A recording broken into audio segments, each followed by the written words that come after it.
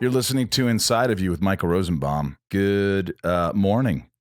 If you're listening early, if you're a early riser, a Paul riser, you just feel like you wanted to listen to my podcast first thing, hear my voice, I appreciate that. I like that maybe we're the first two people. I'm the first voice you're hearing. I hope I am. That'd be pretty cool. You know, I mean, it's hard not to, talk about the elephant in the room. I mean, obviously, it's been a little crazy. The world's upside down, and I have hope. I do. I'm just going to say it. Stay positive. Try to love a little more. Try to understand. You get sort of in these situations where you start to spiral. I've talked about that. I get ahead of myself. I get anxiety.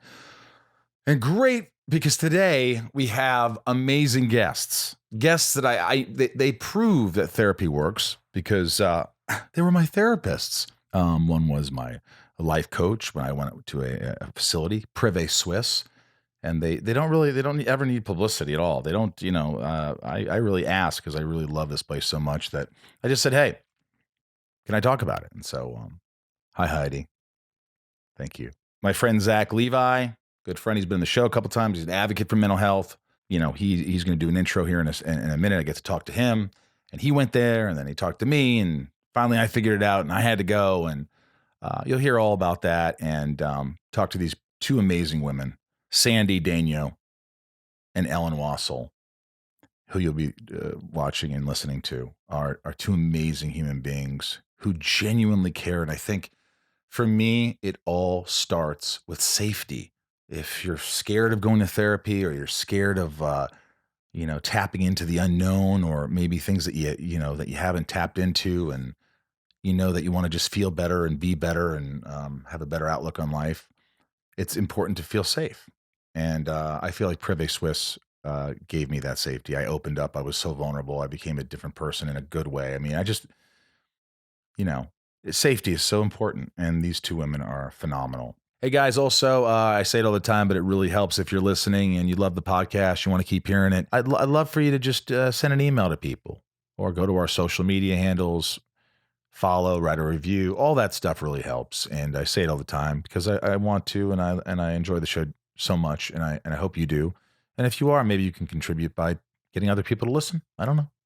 Just a thought. I just want to give everybody my love out there and say, hang in there. And, you're hearing every day with the news, and, it's the coronavirus is rising again, and there's a second wave. Well, you see these dipshits in the Ozarks, and you see them everywhere. And, people don't want to wear masks. And I'm not even, this isn't political. This isn't politics. This is just stupidity. Okay. I mean, if you're listening going, hey, I think everybody out, can understand that it's not even about you. Wear a mask so I don't have to get your shit. Just follow the rules, man. Everybody's like, oh man, I don't want to obey anybody. I don't want to do it. I'm like, hey, what are you obeying? You're saving lives, maybe? We're figuring this out. Nobody has the exact answers. I mean, but I try to listen to scientists, people who are smarter than me, which is a lot of people. I found myself protesting one day a few weeks ago, and I never really protested per se. And I just, I just walked and said, hey, I want to walk with all these beautiful people who are trying to make change. And it was peaceful. And I immediately got fucking emotional. I mean, the second I just was with a part of something that was just trying to, it was so important. It was powerful just to get and walk with people and hear their love and their passion and their sadness and their emotions. I encourage you to feel when you're watching on TV and you're seeing these. I don't think you understand as much. Get out there, feel it, talk to your neighbor, talk about it. Try to have an open mind. I want to give a shout out. These guys aren't even my sponsors, but Fat Scooters, they're friends of mine. They'll probably come back on board sometime, but they just sent me this awesome freaking scooter. So this is good news. I'm getting into good stuff. This awesome scooter. I'm telling you, I left the house. I had them design it because I'm a big Warriors fan. The movie The Warriors, old 70s movies, and they decked it out, and it's just amazing. And not only that, but they don't want me to commend them. But one of my buddies, my good friend, Preston Christensen. Preston! It's Mom Michelle and Chris. I met them at the Ronald McDonald House. And Preston, as you've heard me talk about, is going through chemo and he has cancer and he's an unbelievable dude. I love this guy. So creative, so smart, so awesome. I love you, man. And they were like, hey, let's get him a scooter. They sent him a freaking scooter. So I brought it to him. And it's just like, that's, they're really cool guys at Fat Scooters. And Peter and Drew, thank you for that. And Preston, thanks you. And check out fatscooters.com. They're phenomenal. And they didn't even ask me to say anything. I'm just saying it because I love them. And every time I get out of the house and ride a scooter, people are like, where did you get that? And they're, the other guy is my good friend Mike. And he has this vodka called Papo J's. He's just a buddy and it's amazing. And let me just say something about it. Here's a little bottle. I just want to give a little shout out to my good buddy. Again, not even a sponsor, just a good buddy. Papo J's vodka.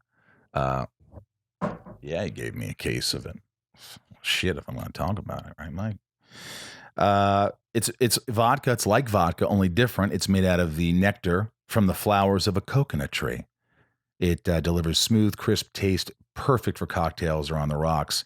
A lot of history there. It's a great company. You need to check it out. I mean, it's really amazing. And they're going to give you a code here. PapoJs.com. Go to PapoJs.com. PapoJS.com. And look it up. And you know what? You could have some vodka sent to your house and use the code Rosie25 for $25 off shipping. So you should check that out. Papo J's vodka. I just love it. I really do. It's a no-brainer. It's like you're at the beach when you drink some of this stuff. What else can I tell you? Thank you to my patrons. You know I love you. We talk a lot. We did a private YouTube live. We do a lot of those where they request songs and I play them and we have these chats.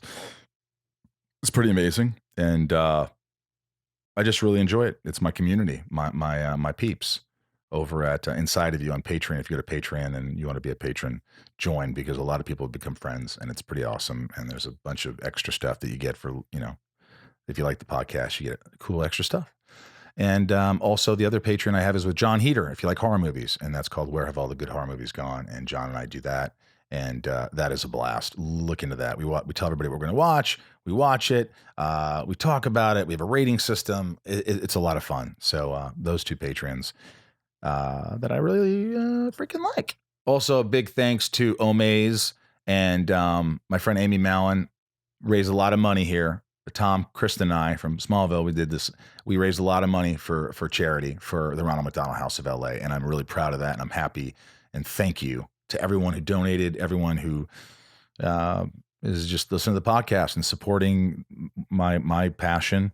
And, thank you. All right. So someone who went to this place, Privé Suisse, which we'll talk to these amazing therapists in a moment. But first, Zack Levi, who I've talked to before, he got me to go to this place. He didn't really get me. I got myself, which he'll probably talk about. But we're just going to talk to him for a few minutes. He's so insightful, and he's such an advocate of mental health, and he's so open and honest, which helped me be open and honest and get my ass to a place where they could help me a little bit.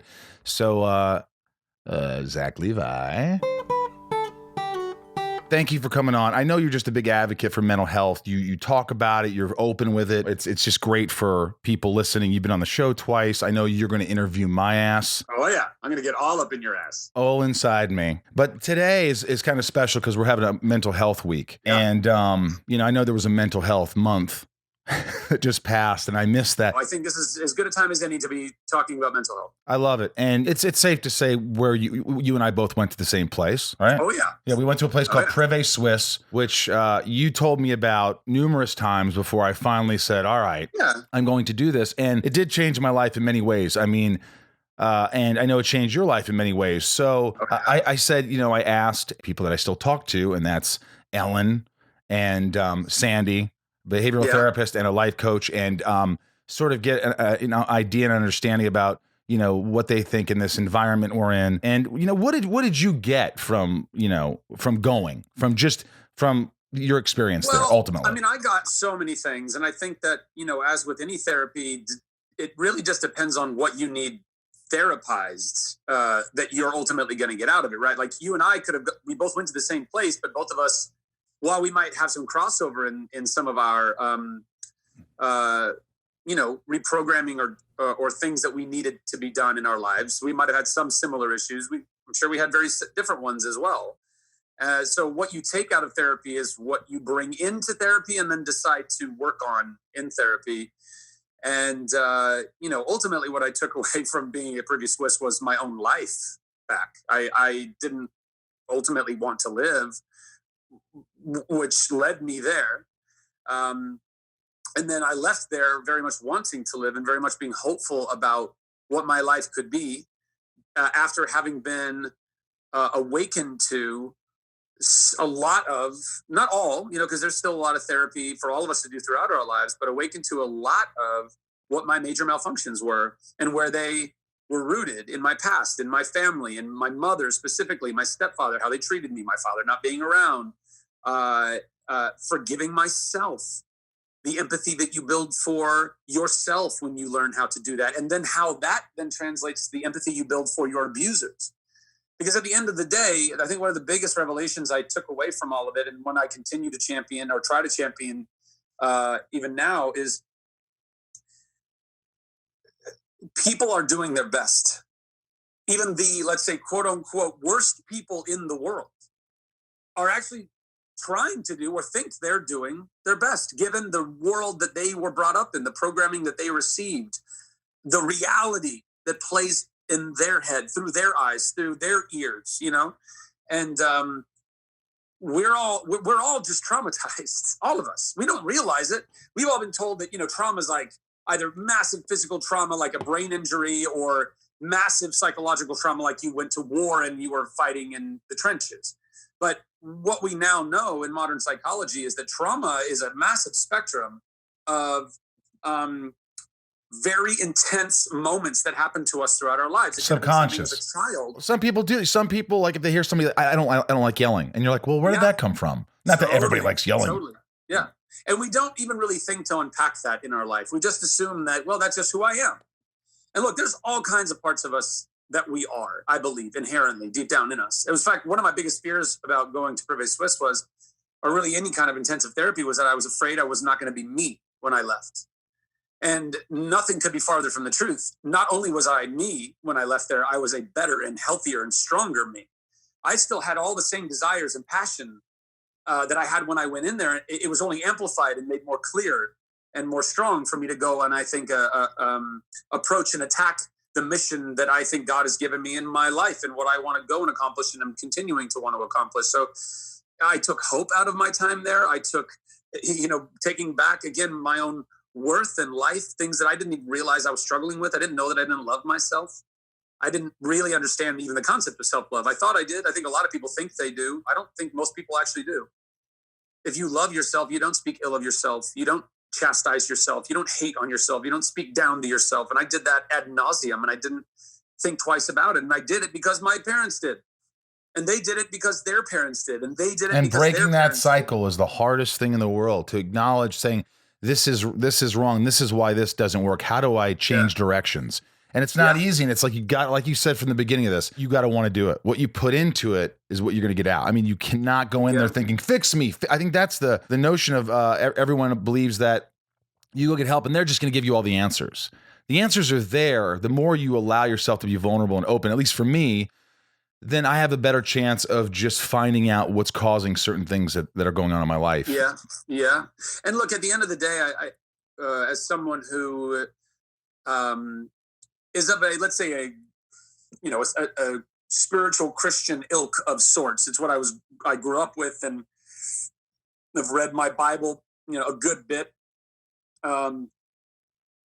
And I feel like so much of the ethos that Jesus was talking about are very much the things that are ratified, that are validated within modern psychology. Meaning, if you want to live heaven on earth, if you want to have life abundant right now in your life, there are some very key things to getting there. And one of them is forgiveness.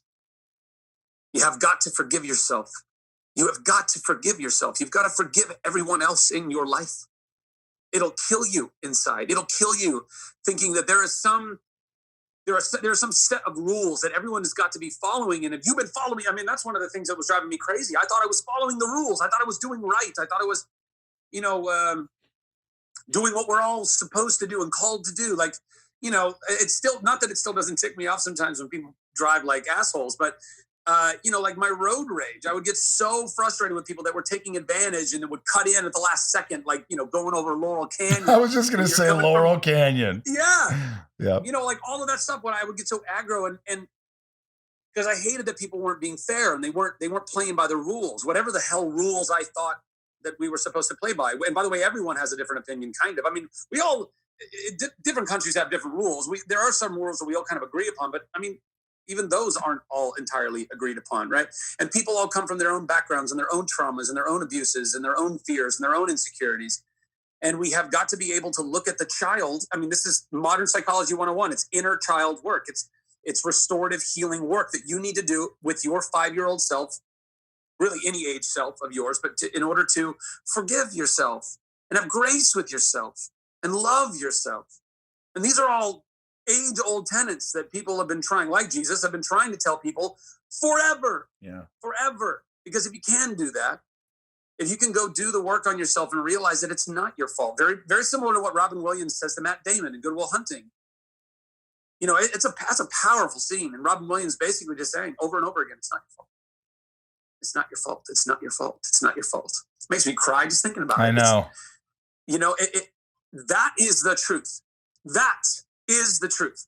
And if we can look at every single person in this world through that lens, through a lens of love and compassion and grace and empathy and forgiveness, ourselves, starting with ourselves, and then allowing that to go out into the rest of the world, if we can genuinely care about every single person, know that they're acting out their anger, their frustrations, look at what's going on in the world right now. Mm-hmm. It's only and both sides of this argument are looking at the other side going, villain, evil, monster, instead of saying hurt, lost, scared,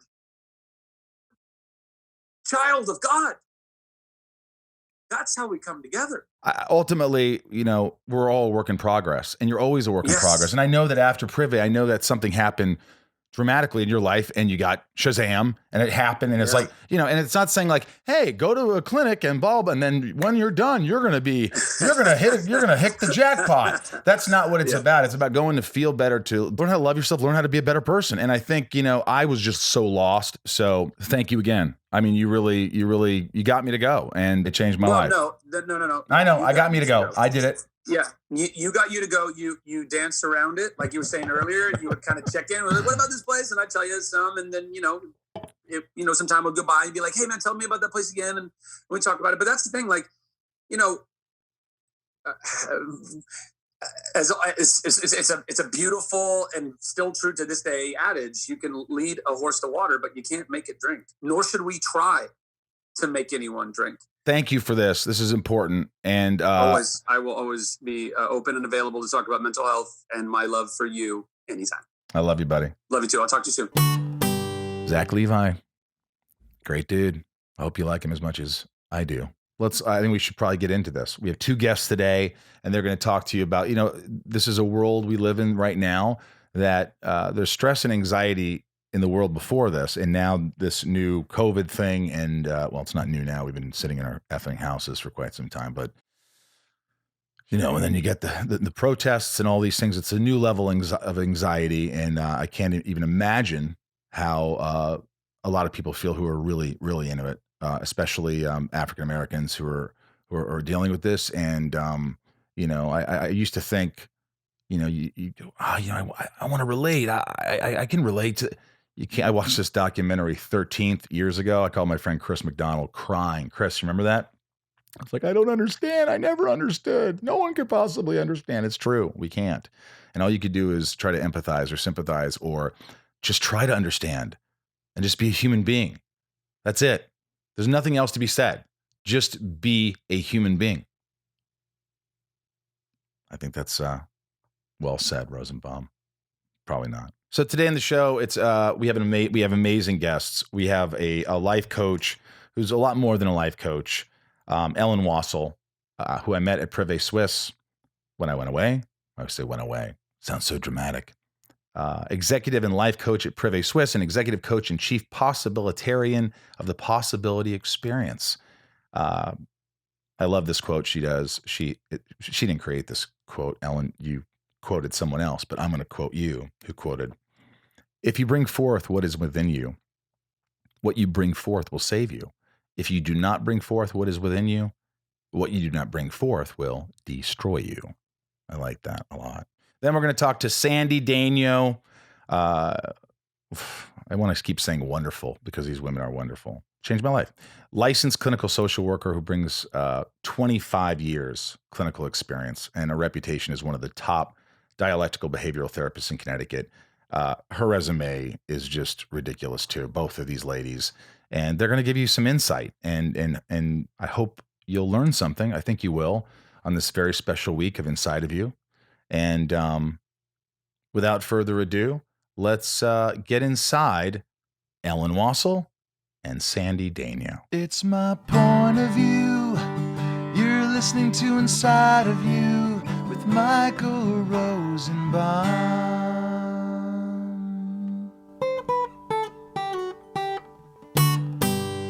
Inside of You with Michael Rosenbaum was not recorded in front of a live studio audience. Do you have pants on? I just saw your knee. Yeah, I have pants on. It's shorts. Because you warned me last week that you may not. So it's shorts. I am wearing.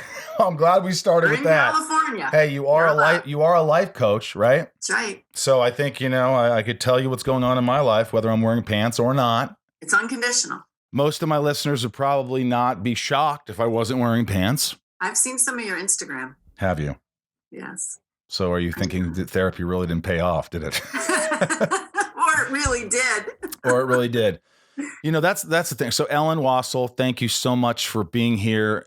You helped me so much at Privé Suisse, and I always think of you. We've talked, we've kept in touch. It's just awesome to have you here, and I think the world needs this right now. It's this health week. I always say health is wealth, and if people could listen to a few people who do this for a living and know what they're doing and know what they're saying, then maybe they might get something. Maybe they might get something from this. That's all I want is awesome. You're giving back. I'm trying to give back, and thank you for allowing me to be inside of you today. My pleasure. That's what we say on the show. Love it. Okay, good. So, in a nutshell, life coach. What does it mean to be a life coach? Like if somebody said life coach, what does that mean? What would you say that means? So it's all about development, right? I'm always curious about what's going on in your life right now. Where are you? And where do you want to go? Right? And what's getting in the way? What challenges, what opportunities, what curiosities do you have? What is it that's blocking you from getting from point A to point B? And so it's all about curiosity. It's all about possibility. It's about really teasing into that. So unlike therapy, which has got a healing agenda, coaching has a development agenda. I want to help you get from point A to point B. Okay. Well, that makes perfect sense. But now, I don't think in your education, maybe it did. Maybe it was one of those things in there. There was a class called Coronavirus Pandemic that said, okay, we're going to learn what to do during a pandemic. But, people might say, well, how is a life coach going to help me now? Like right during all this? Well, I could say why, but, why do you think it's so important? Yeah. So, it's unusual times, right? We're not prepared for this. Bad stuff happens in our lives and hopefully less of it than more. And, usually we kind of figure out how to get through it, but the more of it that it is and the more, grand scale it is, it's so overwhelming, right? So it's like people just forget. It's like common sense. People forget what they need to do to get through. And maybe they've never done anything on this scale before. So it's about having somebody kind of go through the journey with you to kind of share tips, give you some ideas, ground you a little bit, and to share some real practical advice about how to keep your wits about yourself, right? And to take care of yourself, right? Well, what have you noticed with clients that you're talking to now during this whole thing? What have you noticed the biggest issue is? Yeah. So every week it changes. So most people are in like week 7, week 8 right now. It depends on where you are geographically and what's going on in your local areas, right? But, I've watched people really go through the shock and awe, trying to wrap their heads around what's going on. Then there's just, every day is a new normal and trying to make sense of that. And then, the last couple of weeks, I really say it's really been about grief, right? And it's grief over what we're no longer able to do. You've got kids that can't graduate from college. You have people that can't get married. You have, people who are passing away and you can't go through those rites of passage of, burying your loved ones. So there was so much grief. So last week, this conversation would have been very different because I just feel that it was that great epicenter of grief. This week, I feel like people are starting to really think about what comes next. I really feel like people are starting to step into possibility. They're starting to curate curiosity, creativity, and they're starting to think a little bit more about, okay, what comes next? Right. And so it's helping people, like holding that container for them to be in that position of wonder and to start thinking about maybe my kids are going to go back to school early. Maybe my business is going to reopen. Maybe I actually will have a paycheck again, right? So people are starting to think about what's possible for them. So this week has been very different than the past weeks. And that has been the reality of coronavirus. People are on a different curve of change and they're grappling with the unknown and kind of going through that mourning process, if you will. So what do you do if I said, what do I do about the unknown? I'm a teacher or let's say I'm I work at this local business and it's closed. So what can I do? Obviously it's a difficult question because it's like, I have to make money and that's not exactly, Right. The easiest. No one has the answers exactly. But I mean, how do you talk to someone that's just, dealing with that, which are a lot of Americans, a lot of people in the world? It is. And it's a lot of my clients right now. And so I'm going to go back to the word that you said is the unknown. How do I deal with the unknown? And, that kind of practical, pragmatic is when did you ever know? Right? Like, how is it that we have come to look at this as this control? We're needing to know what comes next. And when did we ever know? So there's been a predictability to our lives. You get up every day, you do your thing, and, unless something tragic happens, there's a pretty good chance that your day is going to follow a normal cadence, but we never really know. Right. So my first thing is let's get real about not knowing. I know it's uncomfortable. You're not supposed to like this. This is not normal, right? So don't even try to be comfortable with it. Don't try to like this. Like, it's okay to be really upset, uptight, uneasy right now, but you never knew. You never know what the outcome of something is. So let's think about what we can control, right? Let's take your power back.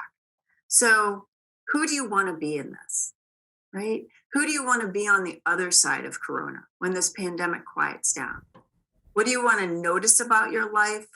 Who do you want to be as a result of this, right? There's been so much time now where they're isolated, they're connecting in different ways, they're reassessing things, they're getting back to simplicity. Like, there's a lot of cathartic moments where people are starting to really think differently about their lives. And to be honest, we're not going back to anything, right? People say, oh, I just wanted to get back to normal. It's going to be a new normal. So I think, a lot of people really struggle with change and the unknown. And that is the reality of this. And so what we can control is how we show up. Who do we want to be? Right? I know you want to work. I know you want to make money. I know you want to go back to school. I know you want to send your damn kids back to school, right? Like, I get all that. What's within your control? So it's a day by day practice, right? And what have you found that is something that you have control of? Like, what is it that sort of the advice you give to, like, hey, this is what you can do? Because there's obviously, people always think, I can't do this, so that's it. Without that, I can't. So they fall apart. You start to see them fall apart. Obviously, having a routine, I would assume. That's what I always think, right? Absolutely. I think right now the most important thing is self-care, right? Thankfully, so many of us are not on the front lines. We're not healthcare providers. We're not, first responders, right? That's a totally different response. But for most of us, we're taking care of our family members and ourselves. And so self-care, we've got to take care of ourselves before we take care of others. So one of the first things is to have a gratitude practice, to think about something positive, right? What's good in your life? Starting your day off with something that you can hold as true, right? The sun's out, the grass is green, different things that kind of buoy you in the morning, kind of get you going, right? So thinking positive, right? Checking in, taking your own temperature on mental health. How am I feeling today? Right? Like checking in on yourself. What are my habits? Am I eating too much? Am I drinking too much? Am I not moving my body? What's getting in my way? Right? And then being really clear about what do I need? What connections do I need to create? Right? Being isolated doesn't mean we have to be alone. Right? So how do we connect differently? And I've really seen people move through that process and get really creative, right? But we have to almost do that every couple of days, if not every day. There's clients where I'll talk to them one week, they're great. They've got this, they've got plans in place, they're doing great. And then 3 days later they fall apart, right? Because this Yeah. is overwhelming. Yeah, well, I Right? think people, especially if you have a family and you have putting kids through school or whatever the situation is, your only job was busboy at a local restaurant, and now it's like you're waking up going, well, how do I stay optimistic about this? How do I, and it's all. I'm guessing it seems like the mind is the most important thing, like keeping your mind strong. I mean, we could all fall apart if we allow ourselves to. Like you were saying, the routine, it's like you said, what are you eating? What are you drinking? And I'll tell you right now, so many freaking excuses. I'd be like, it's the pandemic.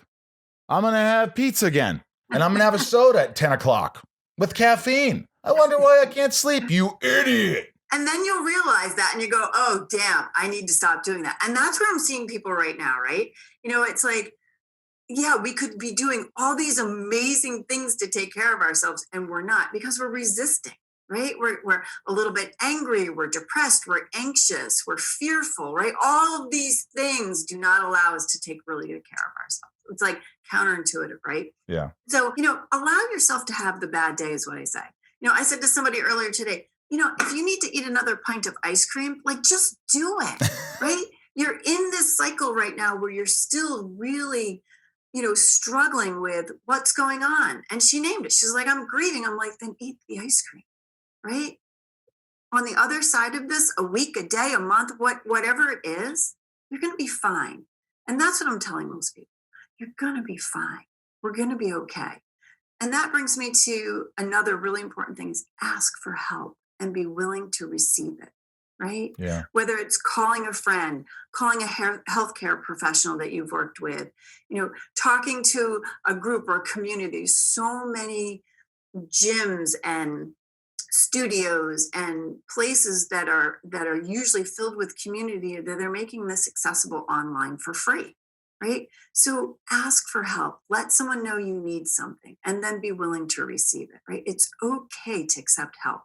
Right? Yeah. It's not like there's one person going through this. There's millions and millions of people around the world going through it. So obviously there's different degrees of it. There's, obviously you go down to people who are homeless when you thought things couldn't get worse. It's worse. There's all levels, but that's not to make you don't make your level insignificant because it's not as bad as someone's. It's still it's a change that you're not used to, right? It's something that you, and no, I think that's important. I think to understand that you're not the only one going through this and you're not alone. I think we all feel alone and we forget that, hey, everybody's going through this. Right. Some people are more fortunate than others, Yeah. what I learned from you is one of those things where it's not like you told me to, you were you're so straightforward, but it's things to get rid of. Like, okay, I explained something to you and you go, okay, I wish you could listen to yourself just now explain that because it sounded like all that is stress. Could you get rid of that? Do you want to do that? Why would you, what is that? I'm like, yeah, but then I disappoint other people. That was always, I remember what I said to you. And what is your response always when you're like, oh, I don't want to do that because it's so stressful and I don't really, I'm not enjoying it as much and I'm doing all the work, but I don't want to disappoint someone. Right. How do you respond to that? How did you respond to that? Like, what is it serving in you? Right? Like when we do these things, we get into these habitual loops where we've done something the same way forever, right? And you stop and you look at it and you ask yourself, what is this feeding in me? What is this serving me? Right? The answer is never anything good. right? Yeah. Torturing ourselves, beating ourselves up, limiting ourselves, right? It's such a punishing nature. So I always say, like, what is the cost of letting this go? Who are you without that thought, that activity, that habit, right? Yeah. Who are you without that? It's the power of no too. It's like when you really don't want to do something, learning how to just say no. Say, I'm not Yeah. going to do that because it's going to take time from the things that I really want to focus on. And that's hard to sort of understand, right? Yeah. And I think I do that still in my life where I have so many things and I'm like, you don't have to do all these things. In fact, you're wasting so much time with this that's not contributing to your mental health or your physical health or any part of your health. Right. So I remember like looking at you and just having these conversations with you without you like saying, this is what you need to do. It was something that you allowed me to really take it all in. And then sure, it took a couple of weeks before I said, I'm letting go of this. I'm letting go of this, Yeah. and I'm letting go of this. And I think I called you 2 weeks after I got back home, and I said, "Hey, I got rid of this, and I got rid of this, and I did this." Yeah, I remember exactly what those I things know, were. and we don't have to talk about them. No, we do not. But it made my life easier. It was just a weight off me. It just helped me so much, and I think that was. I think that we tend to do that a lot. I think people want to appease. I want them to like me. I don't want to disappoint them. I don't want to. Our ego loves that, by the way. I remember one time years ago, somebody said to me, "Oh my God, like you show up as the capital, you like yes to everything," right? And I was like, yeah, I am, right? I was burned out. I was stressed out. I was overcommitted, over caffeinated, right? And I was like, wait, why? Why am I saying yes to everything? How is that even possible? Right? And so it's discernment. It's energy management, it's time management, it's resource management. Like we only get so much of those things, right? And if you give it all away, what's left, right? You're exhausted. Exhausted. And I remember when you let some of those things go, nothing happened, right? Yeah. Like nothing. I didn't lose friendships. Happened. I didn't lose friendships. I think that's the thing too. How you handle things, right? Just saying, I love you. This is too much for me. And I know that you'll understand because you care about my well-being. Right. And if they don't, then that person was never that important to you really at all. Anyway. Right. It comes down to, we don't need to ask for permission or give justifications for our decisions, right? Like if we choose to give some context, it's out of respect, but we're not required to, right? Just a simple no, I'm not able to. Thank you for thinking me, no thanks, right? Like we don't have to go into these long drawn out diatribes as to why we did or didn't do something. And that's what we tend to do, right? Yep. And then we end up saying yes anyway, because we kind of convince ourselves in the conversation that, oh yeah, I should just do it, right? Like just don't do that thing. Free yourself up. And I think that's what's going to happen, honestly, for a lot of people as a result of this pandemic. We're going to get much more clear about how we want to spend our time, how we want to work, who we want to spend our time with, the quality of connections, all of this discernment. As we start to turn the lights back on and we start to do this differently, I think we're going to make really good choices for ourselves. By the way, this right here, I think is the most profound. This is the most important thing we're talking about. And I didn't know how we got there, but we got there, and that's all that matters because I don't have you very long. But, when this all ends, life will change. Things will be different. Right.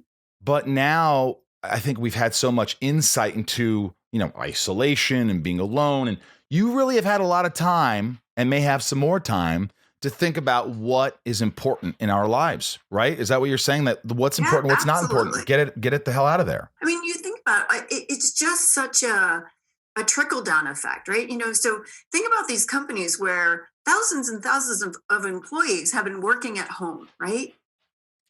How many of them need to come back?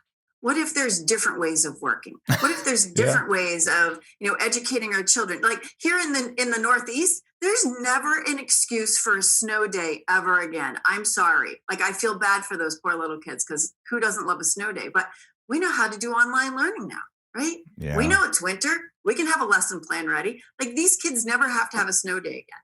which means you don't go to school until July. Like you actually get your summer back because you didn't chew it up on snow days, right? Like we are learning how to be resilient, how to use our resources and to be creative so that life can keep going on. All of this is an opportunity to do things differently. That's absolutely right. We've had so much time. I think all the time, we waste all day. I have friends that just when I thought I'm wasting my time, I'm like, get off your video game. Get off your fucking couch. What are you doing? And it's just like, wow, I can't do that. I can't waste my whole life. We have so much time. What am I going to do? And I was nervous about this. I know it sounds pretty stupid, but like, for instance, how am I going to do podcasts? I just go in and I talk into a mic and Ryan does it all and he uploads everything. And I'm like, well, if I want to do something I love and I think that helps people and I love and helps me, I am going to do this. And, here you are. And, I had to sit there and go, okay, well, I got to learn this camera and I got to focus on an inanimate object and I got to make sure it's in focus on both cameras. I got to make sure this is recording and there's a whole soundboard and I got to record and I got to upload you on this thing. And I'm like, you know what? Wow. I could do that now. That is really cool that I could do that. Right. And I wasn't expecting to do it. Hey, I'm just a fucking talent here, Ellen. I don't need a fucking, but you know what? I can do Everyone else knows that. But I can do it. And it's fulfilling. It's something that take this time. People go, hey, I'm going to learn how to play guitar. Hey, I'm going to do, I don't like my job. And I know I'm not working right now. So let's take online classes. Let's do something else. So when I could start applying for things when they come out that I could do something else. This is the time that you've always asked for. If you think about it, people have always said, God, if I just had, you have so much time. All right, look, go ahead. And that's our choice, right? That's the choice. How do we want to use this time? How do we want to use this to our benefit? And who do we want to be on the flip side of this, right? Yeah. So much possibility, right? As a possibilitarian, what do I always say? I believe that anything that happens in life, everything is either a gift or an opportunity for a new possibility. Right? This is just ripe with possibilities. Amen, sister. I'm going to ask you a couple of questions from my patrons who are amazing and support the podcast. Mary, for the life coach. I'm a child of the 60s and in my 60s, and I'm going through an identity crisis. My husband of 37 years died in 2018. 2019, I had a double mastectomy. Then she said discovered Smallville. I was on chemo, but that's another story, Mary. I've been teaching since 1988. I've been Mrs. Broke-Up for more than half my life, but now I'm sort of being pushed into retirement. I don't know who I'll be if I'm not Mrs. Broke-Up anymore. Most of my friends, acquaintances really, and even my therapists are related to the school where I teach. I don't have anyone to complain to. I put on a happy face because of the crisis. I've lost my classroom, which has been my refuge, and am being forced to learn new technology, which confuses me. Sounds pitiful when I say that inside of you has become very important to me, and Michael Rosenbaum makes me smile. Thank you. So what would you say to someone like Mary?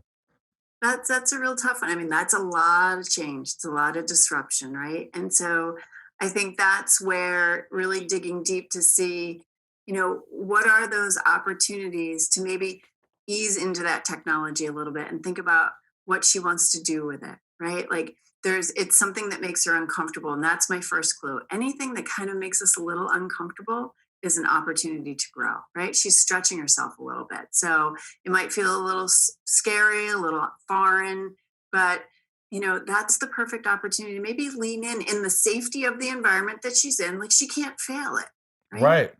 And that's where you can ask for help, whether it's, a neighbor or one of her girlfriend's children, or like young kids know everything about technology. And so there's an opportunity to maybe get on a Skype or a Zoom and talk through some things and share the computer a little bit and just like get a little bit more familiar with it. And for fuck's sake, Mary, you're in your 60s. You're not in your 90s. I love you, lady. I mean, I know you, but come on, you're not old. Just, and just, you said it. You said it though. You said, go at your own pace. Take your time with it. Don't get overwhelmed, because I do. You have to do this. I'm overwhelmed. I'm going to push it away. Just slowly get in there and start getting dirty. And you'll find out, I figured that out. And that will give you enough confidence to maybe figure the next thing out. I mean, it's all about doing, man. And we all do the same thing. We all wait and procrastinate. We can't do it. But most of us, we can do it. And I think about learning some new technology compared with losing her husband and a double mastectomy. Like, she's a badass already. A little technology, She can do it, Uh, right? Let's put that in perspective, right? yeah. Angelina Gonzalez, in my late 20s, and I feel very stuck in my life right now. I have a degree in photography, but it's not my passion. Honestly, I don't know what my passion is yet, and I want to do more with my life than just get up, go to work, repeat.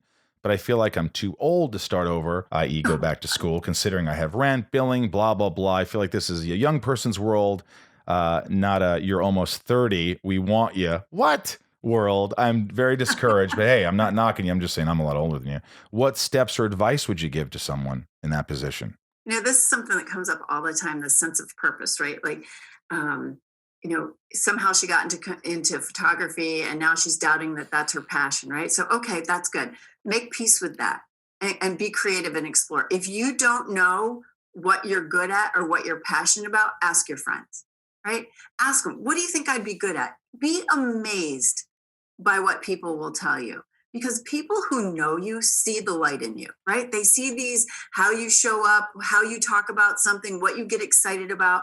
They often see something before you do, right? And so just have the courage to make peace with, okay, so it's not photography, and go back to school, for God's sakes. Like, who says you can't go back to school after a certain age, right? Like, people do that all the time. Sometimes they have to, right? They lose their jobs and they've got to go reinvent themselves. Like, that is the fabric of being human. We're constantly evolving and changing and challenging ourselves, right? So don't be afraid of school, right? I believe that purpose is a multi-horizon, right? You have many different horizons of purpose. It's all a collective build. So something that she's done with photography, everything she's done up into this point in life will prepare her for what comes next. Just trust the process. Yeah, and I think it was you who said something to me. It was like, just because you are good at something or it's what makes you money, it doesn't mean, I'm trying to remember exactly what you said, but it was like, like it doesn't mean you have to do it because everybody else thinks you should do it. Oh, well, you're good at that and you make money at that. So this is what you should do. But I'm like, well, that's hard if that's your money maker, but you don't exactly love something. Yeah, well, there's a quote. If you bring what's within you forward, it'll save your life. If you don't bring what is within you, it'll kill you. Oh, Right? Like, we have a purpose. Everyone has a purpose. I remember one time I was working with somebody and they said their therapist told them they had no purpose. I was like, wait, whoa, everyone has a purpose. You just might not know what it is right now. Maybe your purpose is to figure out your purpose. Like, allow yourself to be okay with that, like exploring it, right? Like, we all have a purpose. And so, if you're doing something that's not fulfilling, start to explore, right? See how what you're doing can bleed into another area. You don't have to quit. You don't have to, go on this big epic journey to find yourself, but allow yourself the permission to explore what else it is that excites you. what do you love about your job? What is it that, because I know you did something else, corporate thing, and Yeah. there was a day where, I'm not going to tell you about your life, but there was a day you just said, not going to do that anymore. Yeah. Something you made a lot of money in, something you could, whatever. I remember it because it made me feel like, oh, she's opening up in a way that I could relate to. And you, what was it? Because you didn't know you were going to be successful as a life coach, right? I mean, you I had probably, no idea. But you know what? Here's the thing. I There was a repeating pattern, right? And I'll ask people, what's your word? What do people say to you, right? And so there was this word that kept coming up, right? You're an awesome listener, right? You're like, I sat down in your office and it was like I took truth serum. I just out came something I didn't even prepare to say to you, right? And so I was like, oh, my nickname as a kid was Tabby. My grandmother named me that because I was curious like a cat, like always asking, always inquiring, right? And so I think I've been a coach I know I've been a coach my entire life. I just didn't know that's what I was meant to be, right? And so what do I love about it? It's meeting people like you. It's changing lives. I have been doing this since 2012, and I still have clients from 2012 that will reach out and say, hey, just want to let you know what's going on in my life. Or, hey, want you to know I just achieved that thing. And that is like the most amazing thing. Like I know what I do matters. Like I help people find their truth. Like, it's all inside of you. I didn't tell you anything. I didn't ask you to do anything. I didn't make you do anything. I just was there for part of the journey, asking really good questions and helping you see it differently, right? right. Like, What an amazing privilege to be part of somebody's journey. It's sacred. What was the quote you just gave a few minutes ago, where it was about if you're not, if it's something inside of you is not leading the way? What was it? If you bring what's within you forward, it'll save you, right? So it's talking about your purpose. Right, right. But if you don't bring what is within you forward, it will kill you, right? It's like knowing you were born to do something, but you didn't give yourself the opportunity.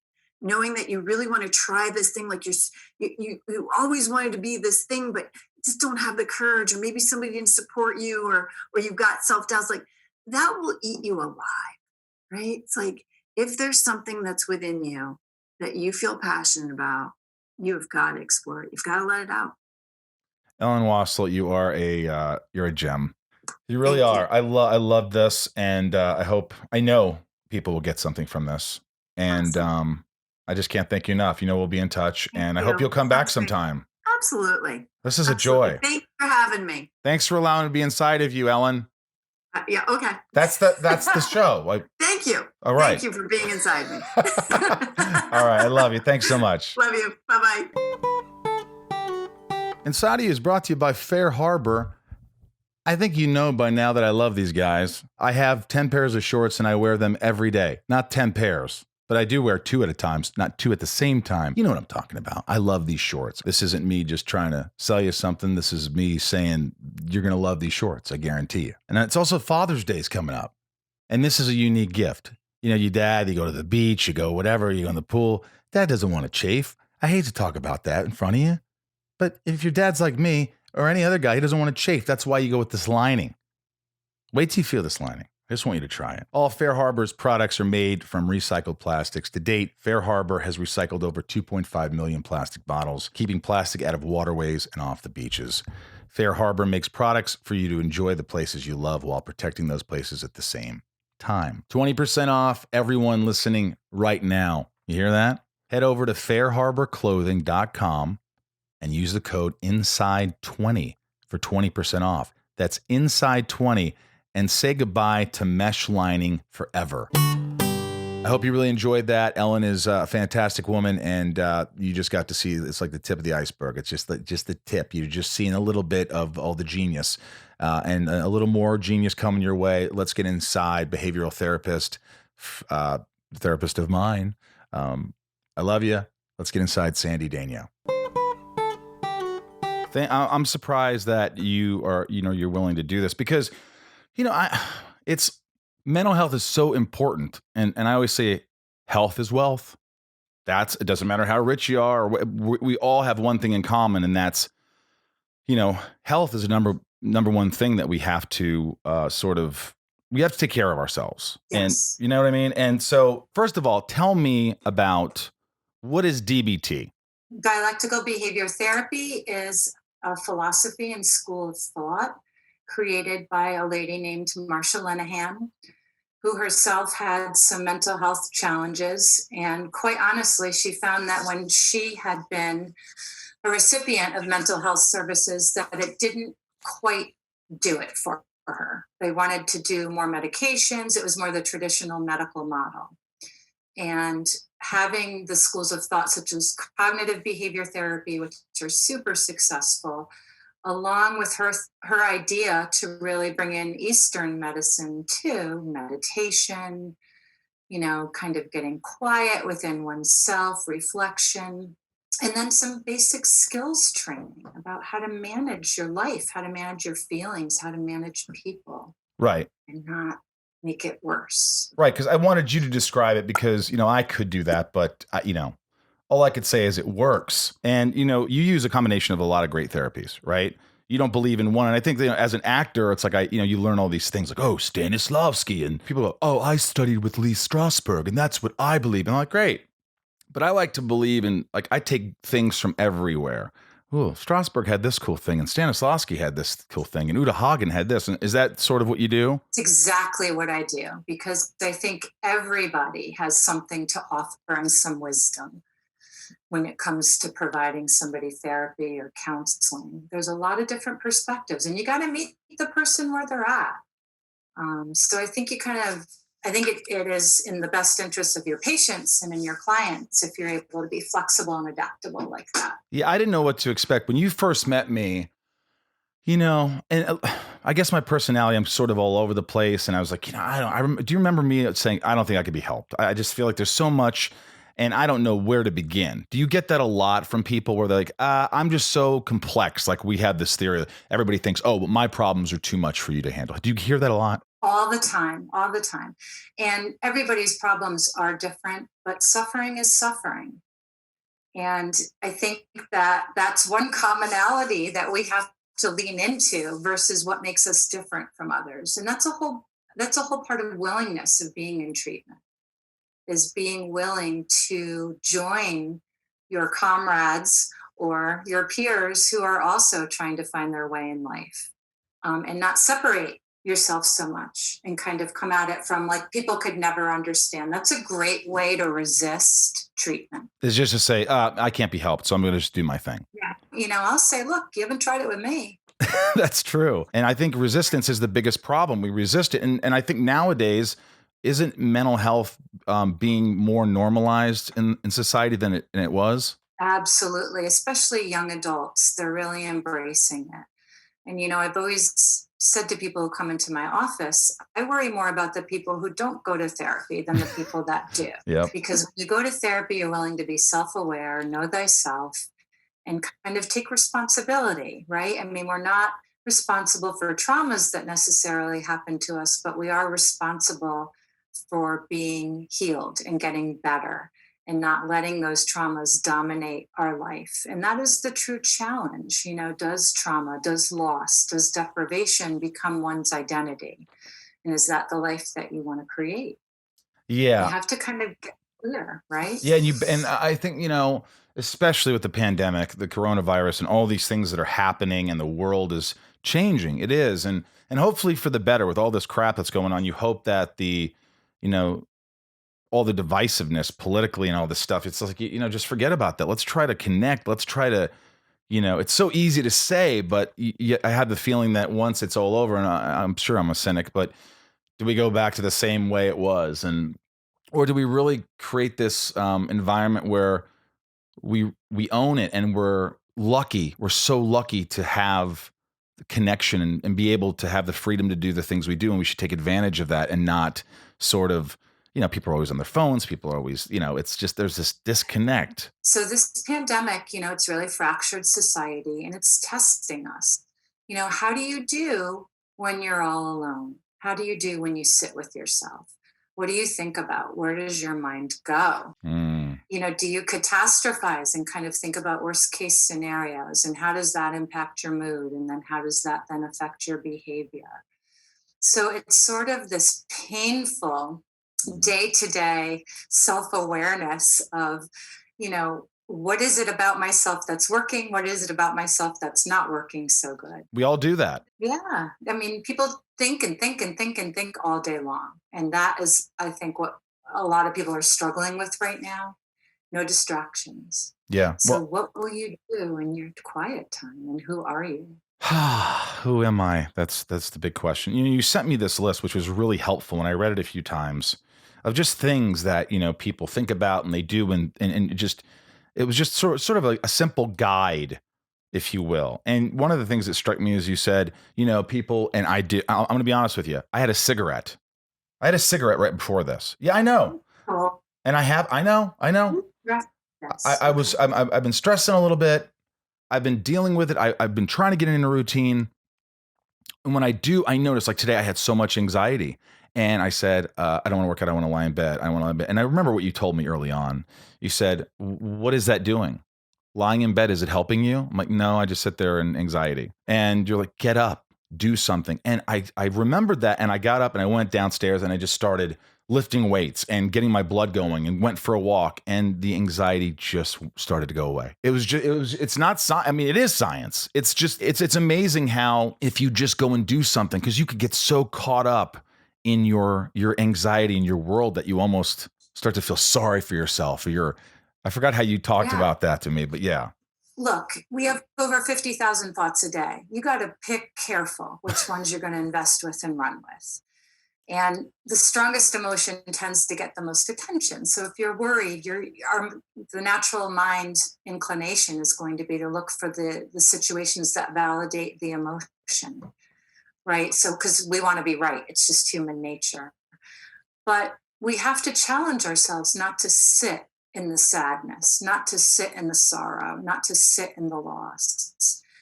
Just because we're feeling it doesn't mean that we need to react to it or do anything with it. It's a feeling. Feelings come and go. They give us important information. I'm not saying discount them, but we don't need to set up camp there if it's ineffective and it's a barrier, right? Oh, I don't feel like it. Well, you're not going to feel like it. I was telling one of my clients the other day, I said, I care for you deeply, but how you feel right now is irrelevant. You need to do what you need to do. And I know that sounds strange coming from a therapist. You will not always be motivated, but you do need to get disciplined. Yeah. Figure out what works and what's better and what is effective. Well, you said something like, people using the pandemic as a reason for engaging in self-destructive behaviors, drinking during the day, going back to relationships that may be toxic, engaging in things that they normally wouldn't do. And it's just, I think that's human nature. It's like, oh, let's go back to a place that you think is safe, but is not good for you. It's like, why are we Right. doing these things? And then you get mad at yourself, and there's this cyclical thing that goes round and round. Here I go again, doing the same shit. Right. What's wrong with me? Stop it right now, right? Look, do not give yourself dangerous permission. We don't look back. We're not going that way. Okay. You have a lot of time to think right now. Can we lean into what we would like versus what we had versus how we feel? What do you want to create? How do you want to feel? What are the things getting in the way of that?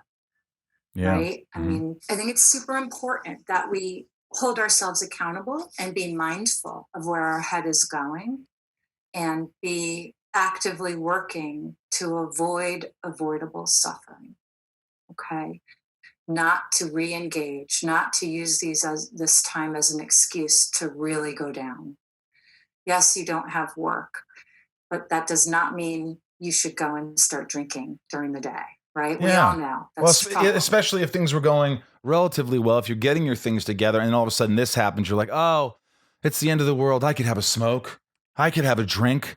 You're just going to fall back into those bad habits. And, the thing that resonates with me is while I was there at Privé, it's 21 days I've talked about this, 21 days to break a habit, right? Well, then Yes. I assume it's 21 days to create good habits, correct? 21, but like really, I mean, they say 90 meetings in 90 days, and they say those things because the more time under your belt, the better. But yes, 3 weeks to start for sure. Right. So Would be simple the things. I wake up in the morning, and let's say it's any listener that's out there, they wake up and they have anxiety. What do you recommend they do first thing? What are some of the coping skills? What are some of the things that you would say? Well, hey, good morning. Here we are again, right? I don't know why I'm feeling anxiety, maybe a little bit of self-reflection, but I got to get up and get going. I'm not going to entertain it that much. I'm not going to feed the beast. I'm feeling a little unsettled today. So let me go ahead and keep my normalcy as much as possible. For my anxiety sufferers, routine is huge. Okay. Staying in a routine, staying in some level of structure and certainty is one of the few things we can do right now. So you need to do that. You don't sit there and lay and think about, oh my God, what if this gets worse, right? We don't want to create the emergency. We want to respond to the feeling. So I'm having a lot of discomfort. I'm not sure what's going on today. We want to speak on it. And then we want to get busy and active. Now, that could be whether you're hitting the gym or that could be doing your meditation for the day. Pick however you want to then begin your day. But the feeling should not be the dominant factor in why you do it. Okay. Feelings are super important. But let's be honest, some of them are skewed. They're based in trauma responses. They're based in our perceptions. They're not always accurate. Yeah. And if we live very emotionally, we tend to live more impulsively. And impulse sometimes creates a lot of regret. Emotions don't make sense sometimes. We don't know why. So, what I would say is that sticking to your normalcy and your routine will be of most benefit to you because that is what you can control. We don't need to sit there and dissect every feeling and every thought. You feel how you feel. Maybe you watched, SVU last night, and it was like bad. I don't, Right, you right, know what right. I mean? Like Yeah. sometimes it's just that simple. And people will say, like, I need to get to the bottom of this. But, anxiety, when people come in my office and they tell me they're anxious, it tells me they care very much, which is a beautiful thing, and that they think a lot. Yeah. And I have to help them figure out if they're part of the solution or part of the problem. Yeah, I think that's been an ongoing thing with me is, thinking too much, worrying too much, stressing too much. I mean, talk about sleep disorder. I was starting to sleep really well for months and months, and I had things, and I don't know if it's subconsciously with this whole thing going on. I don't know what it is. Maybe you could tell me, but I'm having problems sleeping, staying asleep, waking up feeling rested. And I'm like, what am I doing wrong? I'm doing the same things, aren't I? And then you look back and you're not exactly doing the right things. You're drinking We're sodas or, quite sedentary, right? I mean, I don't know. It's challenging for me to get my 11,000 steps in a day right now. I'm walking laps in my backyard, trying to create that same level of activity just so I do have a healthy ability to try to sleep that evening. But I do think we're all sort of in a state of hypervigilance. And this is such a bizarre time in the world. I mean, I never remember growing up not trusting, like, if the news was accurate or, if I never remember this stuff being even contemplated. And now we're very much suspect of many things in our world. And even Mhm. just the way the pandemic is going, right? Every state's doing it differently. Right. Well, what the heck does that mean? That's anxiety, Florida isn't doing it the way Connecticut's doing it. I got to get on board here. And we're all sort of responsible for ourselves. And I think people are feeling kind of hung out there like, oh my gosh, this is unprecedented. And there's so much news. There's so much going on. Whatever side you're on, there shouldn't be any sides at this point. There should just be scientists say things, and those Right. things are real. So anybody who says anything else is not real. That's if you're a scientist. For instance, if you think you know a lot about therapy, but you didn't go to school and study to be a therapist, why would anyone want to listen to you? If I was talking to you and you were my sister, people would be writing in saying, I think your sister needs therapy. She shouldn't be talking about therapy. Absolutely. And I love that you're saying that because what we're talking about is looking at the facts. Okay. Facts and evidence is how we need to kind of move forward. We don't want to live in what if, what shoulda, coulda, woulda, if onlys. We want to live in what the facts are. I tell people, look, I don't want you on the media all day long with CNN in the background. I get a couple places you get your news from. That's it. Are you saying maybe in the morning, get somebody Yeah. the source that you like, and then at night try it again, but don't all day go into this because it's just going to make you anxious? We're not going to perseverate on it because we can't control it.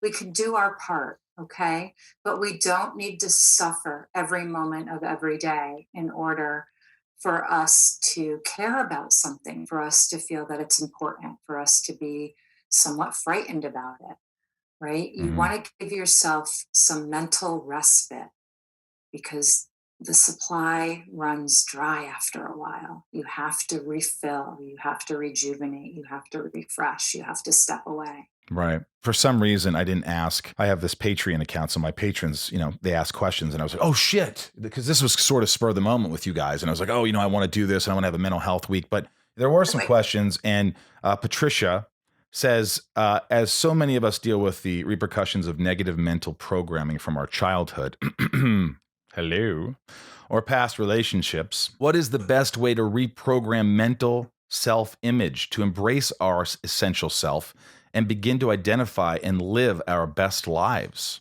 right. All right, Miss Patricia, awesome question. Right? First of all, I want to know what her narrative is about that time in her life. The story we tell ourselves is huge, okay? And there's a lot of different ways to look at how a person grew up and what they got. What's the difference between the kid who succeeds from the same impoverished circumstances from the kid who doesn't? It's their mindset. It's how they tell themselves their story. It's their ability to kind of say, well, that was one chapter. And what is the good that comes out of adversity? A lot. Okay. Does that mean we liked to go through it and that we shouldn't hold people accountable? Of course not. but we don't want to live there. We're so much more than those moments. And when we're children and we go through trauma, we tend to get stuck in those moments and still respond as an adult in many ways like that. So it's super important Mhm. that, yes, you acknowledge where you come from, you don't forget your humble beginnings. But as you grow and as you age and as life changes, it's important to look at that narrative and come up with different insights, right? We've gotten some difficult memories that we want to be mindful of, but we don't want to sit and view the rest of our life from that hurtful perspective, or happiness will be very hard to find. It's part of your story.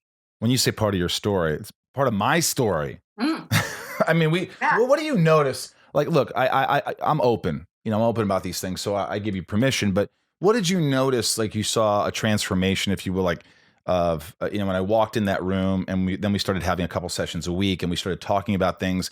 And the more I was open, what did you notice that I was stuck on? Do you remember kind of what I was always stuck on? What I always? It was what ifs all the time, right? What if my physical health changes and I'm not able to do something that I would like to do, Mhm. right? What if I can't feel better? What if I wake up with this anxiety forever, right? So a lot of projecting into the future. And what I found really helpful was just to help bring you back to where you're at now and how much you've been able to do, and try not to get too far ahead of yourself. There's a lot of wisdom in one step at a time, as simplistic as that phrase is. We can't possibly prepare for every possible scenario. Well, there are some things we're going to have to cross that bridge when we get there. And you don't need to grieve and react and respond and prepare for the pain. Okay. Yeah. Unless you so choose. Yeah, it's almost like you're living. What am I? Somebody said, if you stand up and you look down at the ground, you have one foot in the past, one foot in the future, and you're pissing on the present. It's kind of true, because the past is depression, right? Anxiety is is the future. You're thinking ahead. Anxiety is, I don't know if I can do it. I don't know if I'm going to land on my feet. I don't know, right? It's a lot of lack of self belief, a lot of lack of hope. And it also can come from when people who you thought would be there couldn't be there.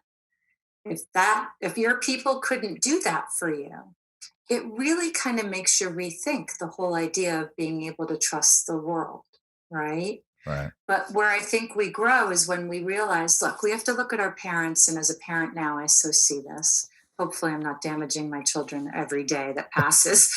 But, have to take a look at what part of our past do we want to bring along? How do we take what happened to us and make it wisdom versus continually acting it out? So, like going back to Patricia's, question, I'm having anxiety. Okay. I don't know why. All right. What do you want to do? Something. I got to get out of bed. I don't want to sit here in this. Like for yourself, you grew up, you took care of yourself. So it's hard when you're sort of a lone soldier to let people back in and know that, right? So you had Yeah. to retest some of that. And you had to believe that you became who you are. Yeah. And I also think that for me, and a lot of people out there, one of the biggest things for me is letting go. If you could just forgive, it's not that you have to forget. It's not Yeah. that you have to, that's what I learned with you. It's like you can forgive, because if you don't, what happens? It just keeps lingering around, right? It'll make you sick. It'll Yeah. make you sick. It makes you feel resentful. It makes you feel sad. It puts you in more of a victim stance, and you want to be able to take these difficulties and make them into a positive part of your story for the best that you can. Because it wasn't because you weren't a good enough kid that you didn't get what you didn't get. It was because caregivers weren't able to provide it for whatever reason, one way or the other. So sort of when we get hurt when we're little, we always carry that. Hmm. And it's super important as adults to be like, wait a minute. Okay, that was what you thought when you were 8. All right.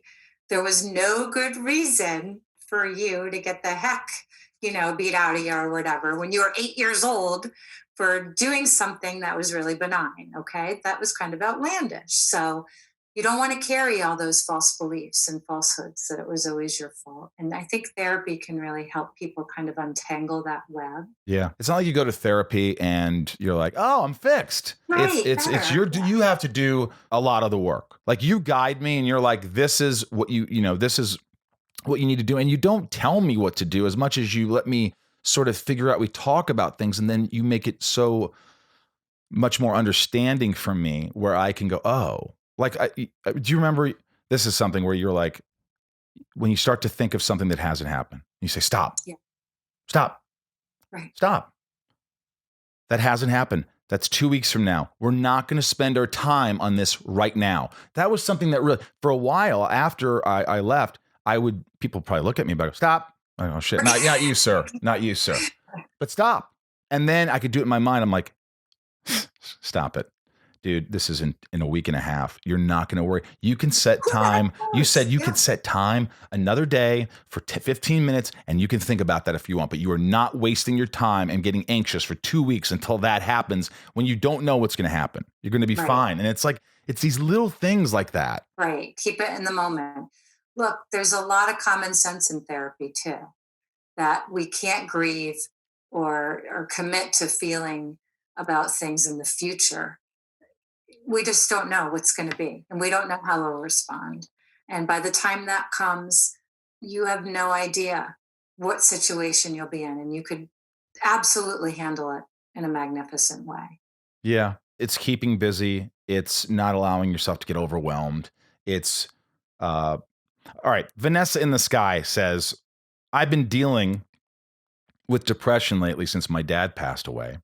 Sorry, Vanessa. I am a lot better now, but it's still not enough. Everything kind of triggers me still. So my question is, are there techniques or thought processes I can follow to not let everything get into my brain so much? I feel like no matter what someone says lately, I take it too personal and will fall back into a deep, dark pit of depression that I'm trying to climb out of.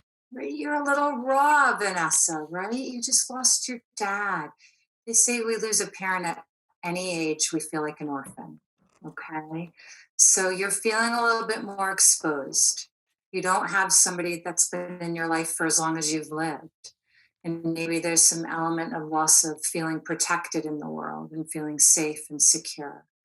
And as you continue to live your life, and with each day that you're able to accomplish things and go to work or do those responsibilities, you will start to gain the confidence in yourself again that you have always had all along, that maybe you attributed to that was because my dad was here. Your dad taught you well, okay? And he's coming up, and I think that's a beautiful thing, and I think you should honor his memory. I always say to my clients, if my kids remember the day I die, I'm going to be so pissed because there's so much I'm trying to do for them while I'm living, right? And I think a lot of parents don't concentrate on the day he died, concentrate on the life he lived and the lessons he tried to teach you, and how is he still within you? And is he popping into your head because he's trying to give you a sign because you're dating a guy that's not good for you? I don't know. Okay. But there's a lot of reasons why you're thinking about him. And some of it might be circumstance or situational. It's not a bad thing. Don't push it away. You loved him. Yeah. Right. And honor him. I think that's profoundly wise. As you know, I lost my grandfather, who was my best friend, in November on Thanksgiving. And see, got me a little emotional. And Sandy, sometimes I get emotional, I get a little choked up. And I just read, when I was reading her letter, I started thinking about her, and I get it. It's difficult. And I remember at the end, I didn't even want to see my grandfather. He had Alzheimer's, it was late stage. And it was like, then we went to a hospice, and they were like, do you want to see him? I'm like, no. He knows how much I loved him. Now, I know people can do what they want, and some people have to see him. My uncle had to see him, and I did not want to do that.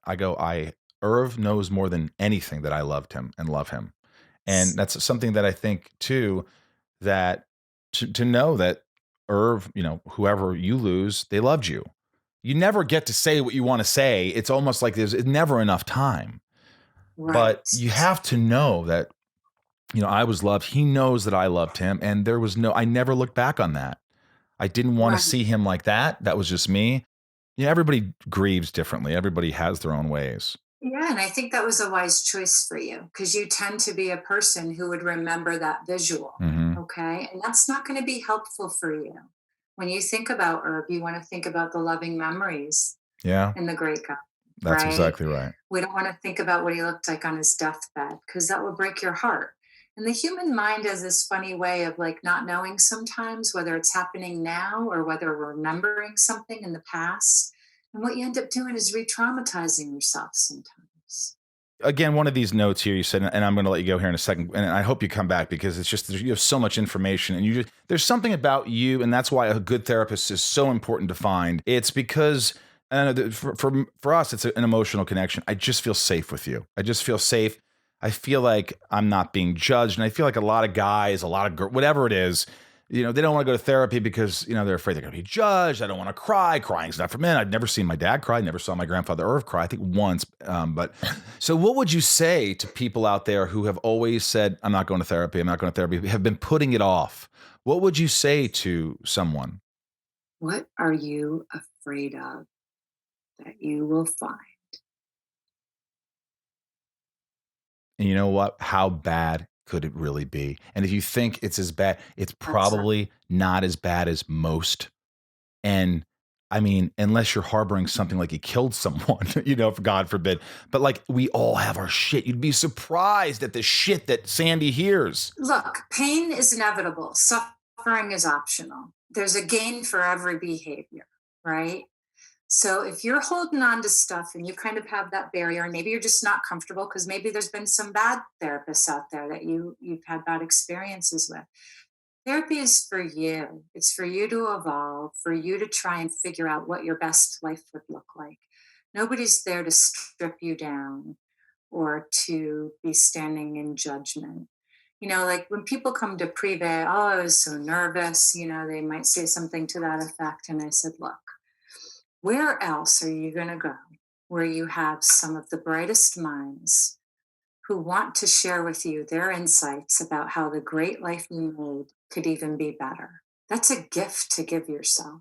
It really Okay. I is. think therapists need therapists. There's just some stuff in your head sometimes that doesn't make sense. And it's really helpful, first of all, just to tell the story, but also for the story to be heard. And for you know me, I'm very authentic. I'm like, really? Do you really think like that? Yeah. And, there's some levity involved. There's got to be. Everybody has something.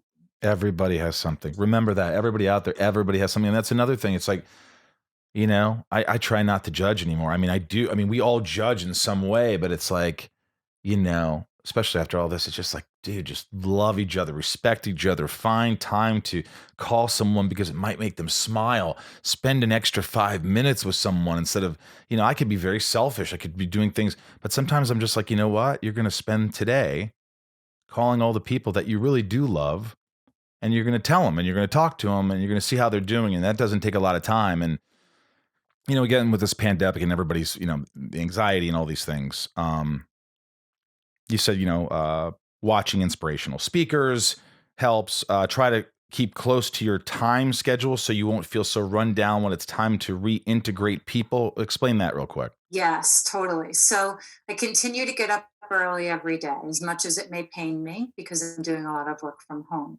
But I'm doing that because I want to keep my sense of normalcy. And I know this is temporary. And when I go back to work, I don't want to suffer. And I want to make sure I stay on schedule. And it's actually good for me to get up and work out early and get that stuff done. Remember, we don't want to give ourselves permission to just fall apart here and be a hot mess. Mm-hmm.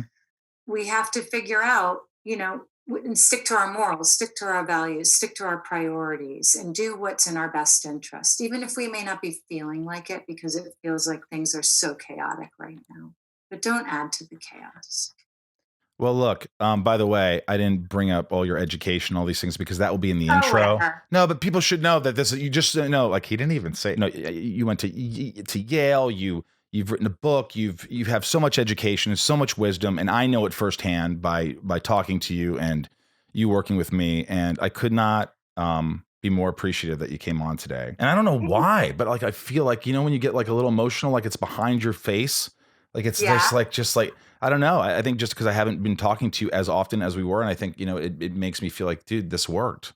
I think that's what it is. It's like, this worked. Why aren't you looking at this woman weekly? You know what I mean? And it just kind of makes me go, dude, let's go. And I think another thing you taught me was stop being so hard on yourself. Like, I'm not going to sit here and go, you didn't talk to Sandy for a month. Okay, you didn't. So Whatever, I'm still here. so start fucking talking to her. Right. Out there, you're listening. You're like, oh, you know what? I haven't been doing. Well, then do it.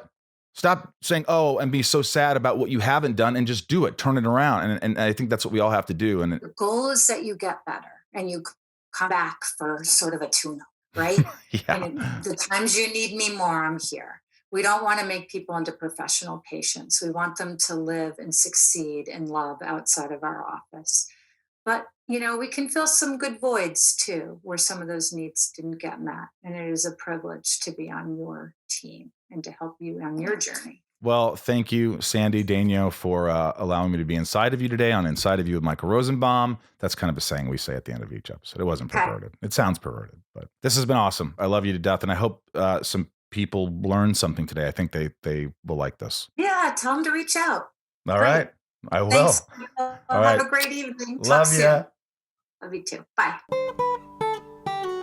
Thank you guys for listening today. I hope this helps. When you have someone that has so much knowledge about these topics and anxiety or depression or whatever it is, or getting your shit together.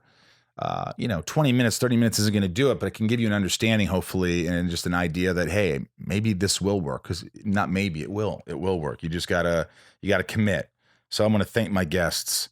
I want to thank Ellen Wasyl. I want to thank Sandy Daignault from the bottom of my heart for doing this. They didn't have to. They're so busy and helping other people. I'm going to read you a little fan letter.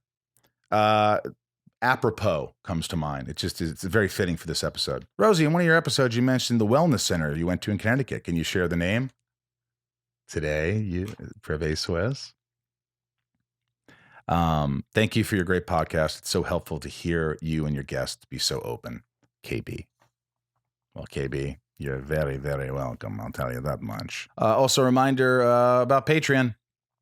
The Inside of You Patreon. Join it if you want. And where have all the good horror movies gone? Patreon is pretty fun with John Heater and I only talk about horror movies and watch them, and it's a big community. All right, calling out all my patrons. Here it is. Inside of You patrons, thanks for the love. I couldn't do this podcast without you, period. The end. You leave, who knows? Maybe I'll leave. How do you like that? You know who you are.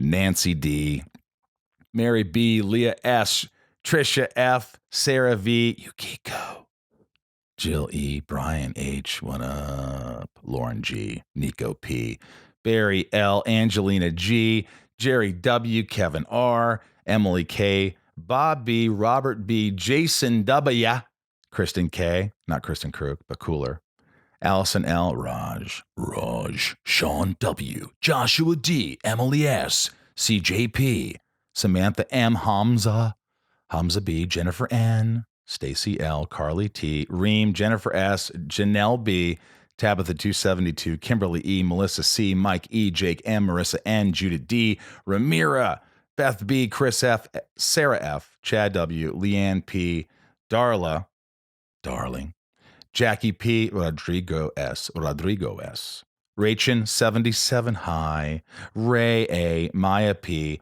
Megan D, Demario, Jennifer C, Maddie S, Tiffany L, Kendrick F, Ashley F, Kelly W, Margie M, Sigourney P, Thomas T. I love you guys all. It's funny. I'd love to say your last names, but that would probably take forever. I don't know. Maybe we'll do that next time. Say your names, and then everybody's looking you up, and you lose your privacy, and you'd probably hate me. All right. Those are all my patrons. Thank you for all the love.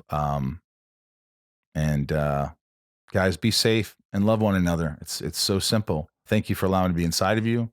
Thank you for taking the time to be with me. And it's pretty awesome that you guys listen to the show. It's just cool. That alone is just cool if anybody listens to you. So I hope you got something from today. I like to say I did it for you, but I did it for me too. I wanted to connect with these therapists and Zach, and hopefully help someone. If it helped one person, that makes me happy. So, all right. Much love.